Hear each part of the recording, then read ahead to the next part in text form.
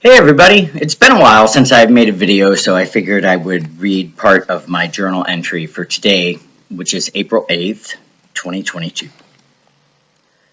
I didn't get a ton of sleep last night, but I feel refreshed and trekked out early to get a haircut. The TV was on, and I caught some minutes of the morning show on ABC.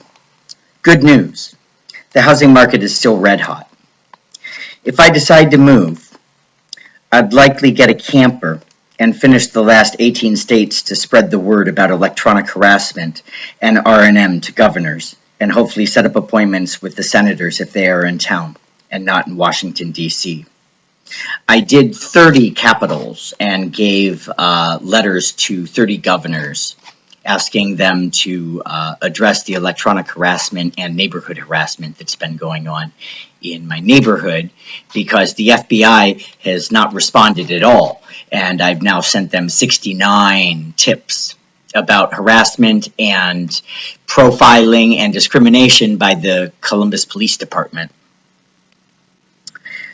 My haircut looks pretty good. I can't believe how much hair I've lost in the last 6 months. It's kind of depressing seeing a more aged me in the mirror. I'll have to take a picture for my mom, so I don't shock her the next time I see her. I might surprise her for Mother's Day with a visit. I got the name of a lawyer from the barber shop off Gary's bulletin board.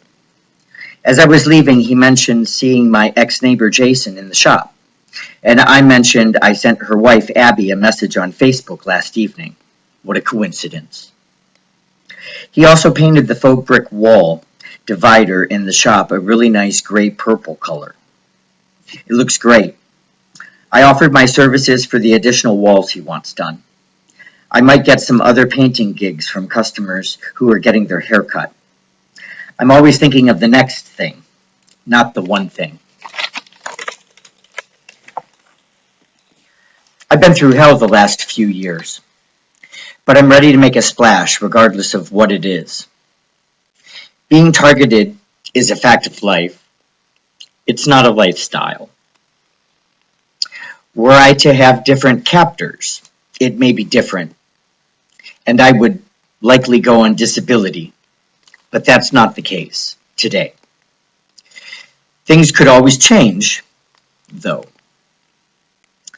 I'm not making friends with the government or the military. I could very easily become double or triple targeted. If that is the case, I will be front and center, decaying in front of the public eye, playing music and sharing love, the only power and presence in the universe and in my life. Being recluse is not my style. It never has been. During the heyday of my targeting, the V2K was so distracting that simply following a conversation was too challenging to make social interaction worthwhile or enjoyable. Plus, living on my retirement meant no bar or social life. My targeting really kicked into gear when I turned 43. In less than a month, I will turn 49. I've lost my 40s. All my friends look older, and time has not stood still. Still, I have a lot of life to live, and I will make the very best I can of it. People restart their lives all the time. I haven't been beat. I'm still in the same house, and I've discovered which friends, not many, are worthy of keeping. The only thing I lost was time. Time that I would have spent in a trance.